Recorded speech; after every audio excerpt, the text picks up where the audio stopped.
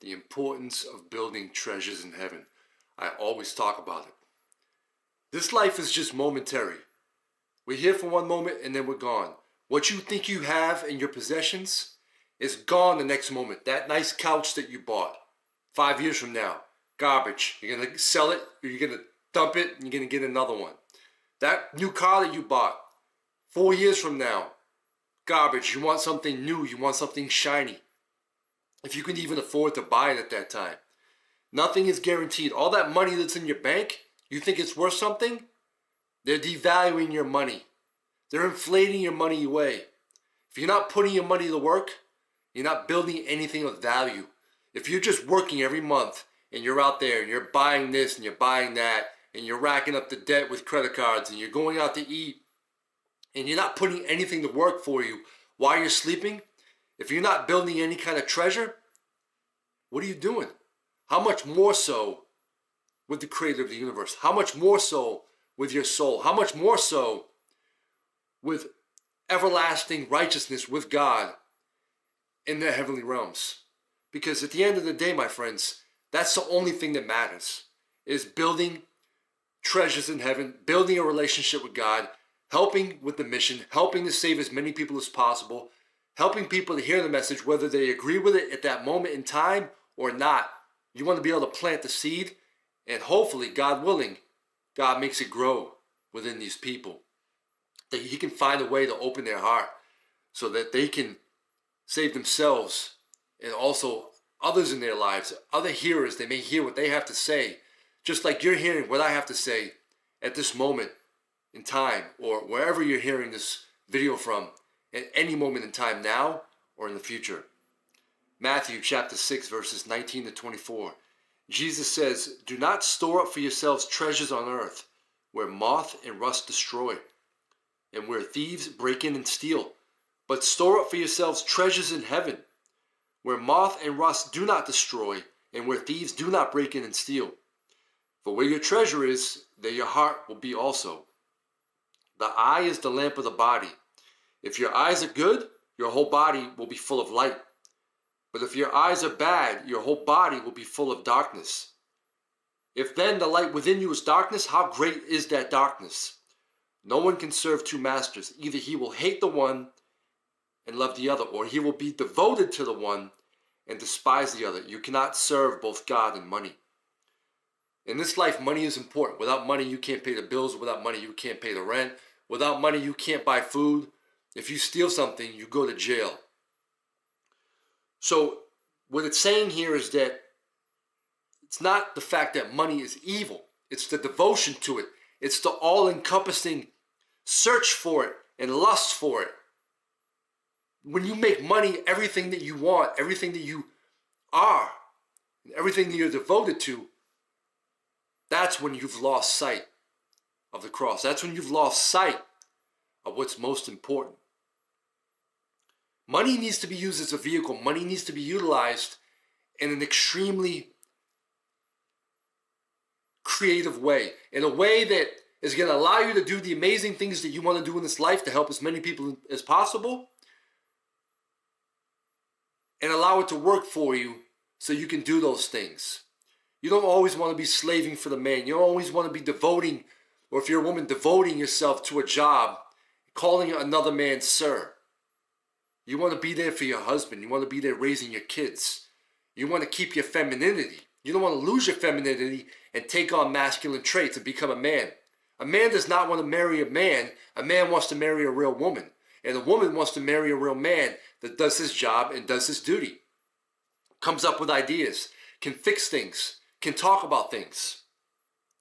Don't store up treasures on earth where moth and rust destroy, where your money can disappear like that. The government can confiscate it. You can go to jail. Money can be devalued.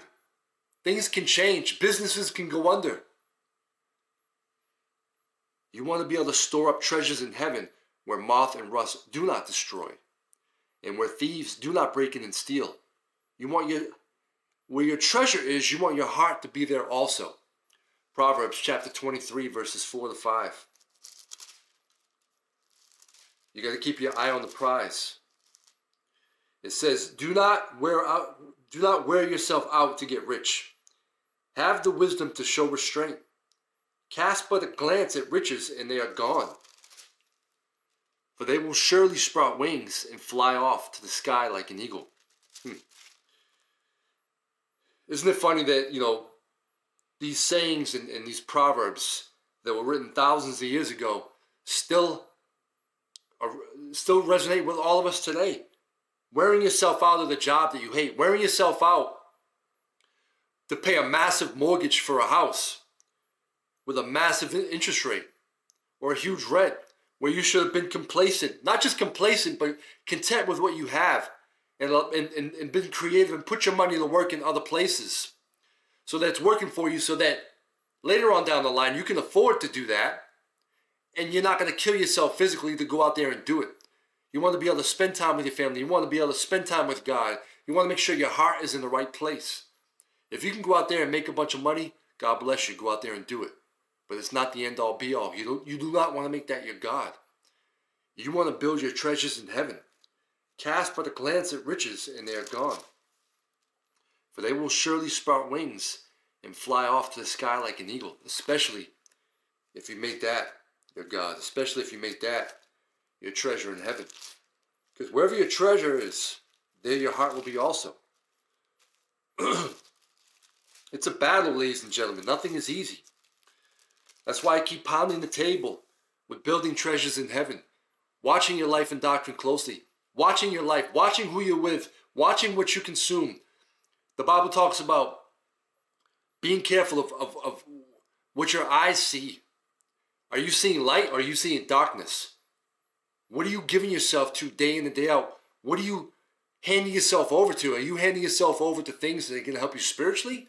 Or are you handing yourself over to things that are going to hurt you, that's going to turn you over to sin, that's going to make you lose your mind, that's going to make you live out of character, to make you feel entitled, victim mindset? Or are you going to be somebody that takes personal responsibility, that takes ownership for the situation, and then goes out there and makes it happen? Hebrews chapter 13, verse 5. Keep your lives free from the love of money and be content with what you have, because God has said, never will I leave you and never will I forsake you. So we say with confidence in verse 6, the Lord is my helper, I will not be afraid. What can man do to me? When you do not fear man, when you do not fear any of his schemes and devices that he tries to plant to get you to do certain things, you have full confidence in everything that you do. Nobody can stop you. You have the ability to accomplish anything that you want because you've got the creator of the universe on your side. And you're building treasures in heaven. You have Jesus interceding for you to do these amazing things. So I encourage you, be careful where you put your heart. Be careful who you give your heart to. Watch your life closely. Watch what you consume. Watch what you read. Watch what you do day in and day out. Use your money wisely. Build your treasure wisely. Because where your treasure is, your heart will be also. And how you live in this life will dictate not only what will happen in this life, but also in eternity. I hope you found the video helpful. I hope you found the information helpful. If you did, like the video, subscribe to the channel. Links are in the description box below. If you want to support the channel, links are in the description box below, as well as pinned to the comment section. I'll catch you in the next video. I'm out.